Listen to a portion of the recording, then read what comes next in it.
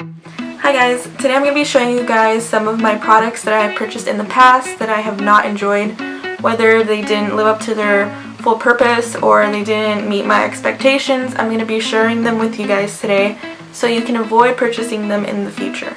I hope you guys enjoy the video and let's get started.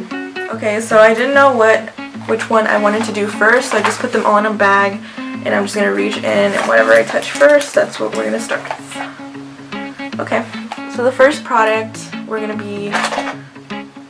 I'm going to go over is the Ulta Extreme Wear Eyelid Primer, Eyeshadow Primer. I purchased this actually a while back and I really didn't like it.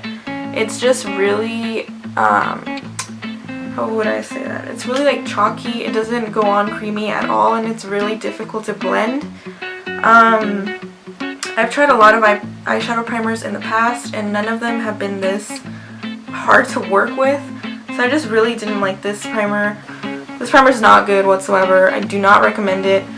I actually did finish it up because I wanted to keep trying it out to see if I could work with it a little more and actually work myself up to actually liking it, but I just couldn't do it. It doesn't go on smoothly, it doesn't blend well. It's just a really difficult primer. Okay, so the next product is the Maybelline Dream Bouncy Blush. This stuff is terrible. I hate this blush. I actually purchased this a couple months back as well, and I was really looking forward to trying it out, and I didn't realize that it was like a cream sort of blush. I thought it was just like a baked blush, a regular baked blush, but it's actually like a cream, as you can see here. And the reason I didn't like it was not just because it's cream, but because it doesn't have much of any sort of color payout when you apply it onto your face.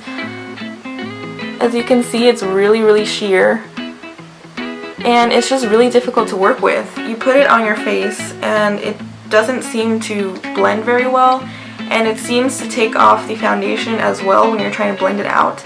So it's just a nightmare to work with.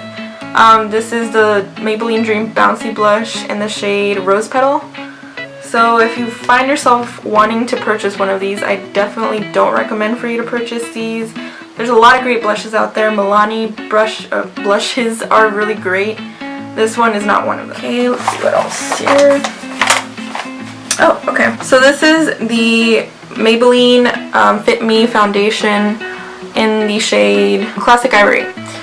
So this foundation I had heard a lot of good reviews on. I was actually really disappointed that I didn't end up liking it because everybody swears by it. They swear that it's good for oily skin and that it goes on amazingly. And when I tried it out, I found myself not being drawn towards it. I actually purchased this foundation twice, not because I finished it up, but I didn't get my right color the first time. And the second time was still not my right color. It was still very pink, and I found that they don't have a really good variation of colors with yellow undertones. They're mostly with pink undertones. So I had a hard time finding my right color. And when I did try it out, I still tried it out even though it wasn't the exact tone that I wanted. And I found that it did not keep me matte like it said it's supposed to. I found myself getting oily within like an hour or so of application. And it was just really disappointing because it claims to be matte. It's a matte foundation, and it didn't keep me matte at all. And one thing I will say about this foundation is that it does have good coverage. I did like the coverage. I just wish that it would have lived up to more of the things it said it was supposed to live up to. It wasn't nearly as matte as I hoped it would be, and I just really wish I would have liked it. Would I recommend this? I would recommend it if your skin is not very oily. If it's slightly oily, then this could work out for you. If it's really oily, I'd skip it. Also, if you have normal skin, you know, you're probably gonna be just fine with this foundation. It's not a bad foundation, it just didn't live up to what I wanted it to live up to. I got it because I was looking for a oil-free foundation that would keep me matte longer than the other foundation I was using, and it just didn't do that. So I'd rather try out another foundation like the L'Oreal Infallible, or just another foundation that's oil-free and keeps you matte. Okay, so this is the Wet n Wild Color Con Bronzer. I hope you can see that, in the shade Ticket to Brazil. Actually, I don't usually buy makeup on a limb without doing my own research. Before I go to the store, I usually look for a type of product and see what brands are recommended and how many good reviews they have. But the day I bought this bronzer, I just went to the store. I saw the Wet n Wild bronzers, and I had heard good things about the bronzers, so I was like, why not? I'll purchase it. So I purchased it, and then later I went home and saw reviews on it, and I saw that Kathleen Lights did a review on this bronzer, saying that it was one of her favorite bronzers. So I was like, oh, okay, then this is gonna be just fine for me, because me and Kathleen have the similar skin tone, very fair, and I love Kathleen Lights. I love her reviews. They're usually spot on, but this one I couldn't find myself to like, and I've tried it multiple times. I've tried it in combination with my Tarte bronzer, because I find that this doesn't really show up on me for whatever reason. It's just very sheer, as you can see right here. It's very sheer, and it just didn't go on very pigmented. That's what I was saying about the Wet n Wild bronzer. It's very sheer. It didn't really show up on my skin, which I was surprised because I'm really fair, so I thought, even though it is a pretty light bronzer, I still thought it'd show up on me, but it didn't. So I was just really disappointed. And would I recommend this? I'm not sure if I would recommend this, because, you know, I'm pretty fair and it didn't show up on me. Like, it hardly showed up on me. I guess if you're even more fair than I am, this might be a good bronzer for you. I would not purchase this again. I might purchase, because I know there's a shade that's darker than this one, and I didn't purchase it because I thought it was too dark. But now that I tried this out and I saw that it's pretty sheer, I might go out and buy the other shade. So I don't know, it just depends. I'm gonna try to I'm gonna keep trying to work with this and see if I can get it to show up a little better on me by using, I don't know, different brushes or whatever, but I don't know. I don't have really high expectations for this bronzer. So the next product is the Wet n Wild Mega Glow Illuminating Palette in the shade Catwalk Pink. I actually showed this in my updated makeup routine, and I wouldn't say that I totally regret buying this. I just really wish it was more pigmented and give me more of a highlight. It's very, very subtle, and I don't know, I just had higher expectations because I had seen good reviews on the Wet n Wild highlighters and how they were really pigmented, and I just thought that this would work just as well, even though it was a different line. I don't remember what the other highlighters are called that have gotten really good reviews from Wet n Wild, but this one just was too subtle for me. It doesn't really show up that well. Let me swatch it. It's a little chalky too, as you can see. It's not really that pigmented. See, it's kind of chalky as you apply it. It doesn't show up chalky on your face, but when you swatch it, it does. And also the other two shades in this palette, the pink one and the bronzy one, I just don't feel like they're really necessary. I never found myself reaching for them. I guess you could use this one as a bronzer and this one as a blush, but like I said, they're not really pigmented, so I don't know how well they'd work out for that. This is the blush. It's just as chalky as the other color. I just don't really like this palette. I might use it in combination with like an highlighting eyeshadow or something, but I don't find myself reaching for this on its own. I just really wish I would have done more research beforehand and purchased a more pigmented highlighter. Okay, the next product is the Urban Decay Brow Beater in the shade Warm. I'll link everything down below in the description box if you guys want to check it out. But this pencil I purchased, I think it was like a month or two ago. I purchased it because I ran out of my It Cosmetics Brow Power Pencil. And at first I did like it because it has, well, now it doesn't because it's all out. But it had a really fine, I think it says actually it's like microfine. Yeah, microfine point. So it was really easy to use for my brows. I just fill in the ends of my brows because they're a little sparse. But they're really good if you want to draw in like little brow hairs if you're missing any hairs.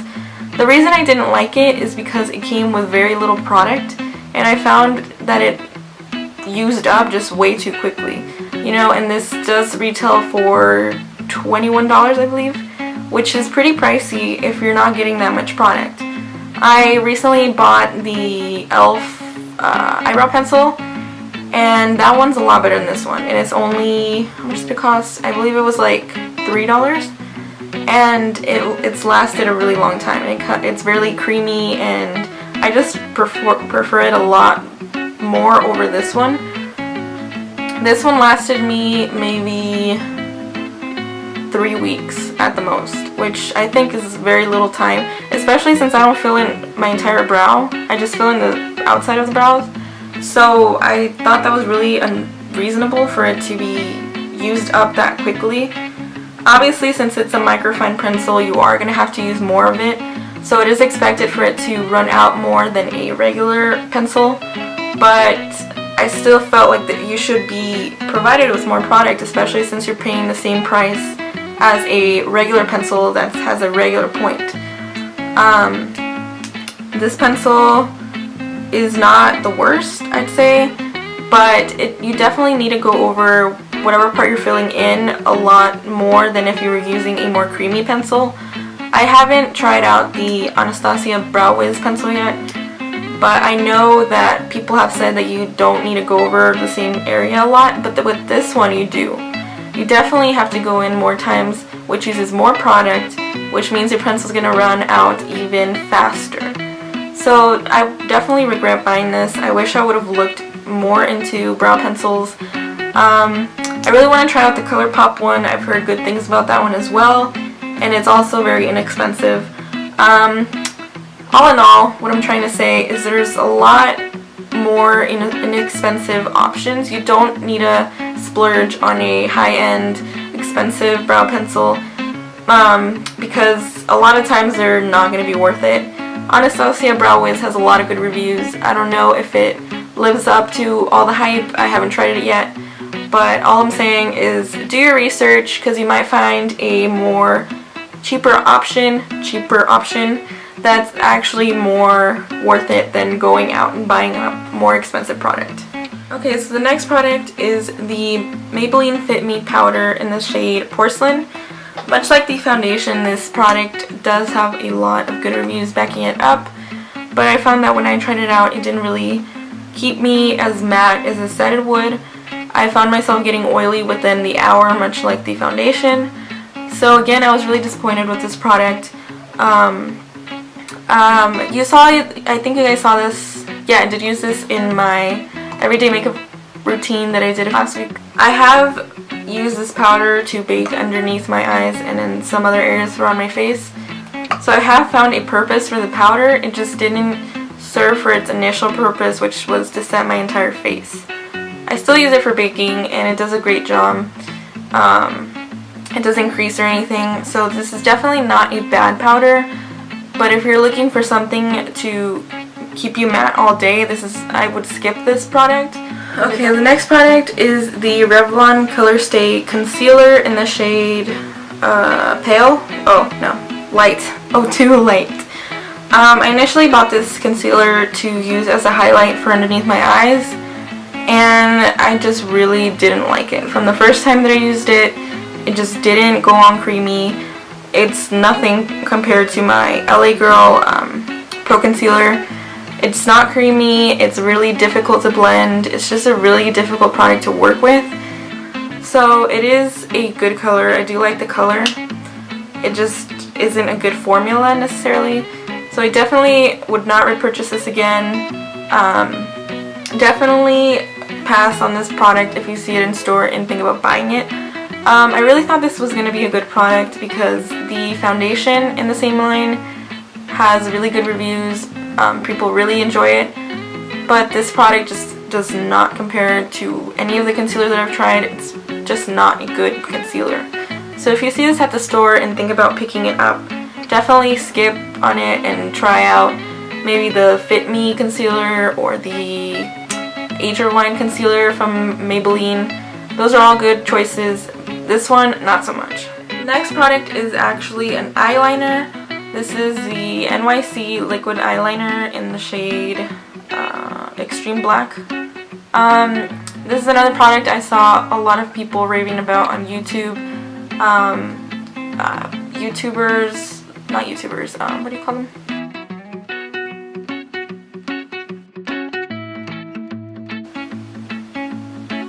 Beauty gurus. Beauty gurus that I've watched have said that this is a really good eyeliner and that it's really great for eyeliner, but I just didn't like it because the brush is not very thin and it's not very narrow at the tip like I like my brushes. Let me show you guys what I mean. Yeah, so as you can see, the brush is just very, it's kind of thick and it's not very pointed at the end, so it's very difficult to make a wing with it. So I did use this one for my eyelid eyeliner today, but then I had to use a different liquid eyeliner to do my wing, because this one's just pretty difficult to do a wing with since it's not very thin.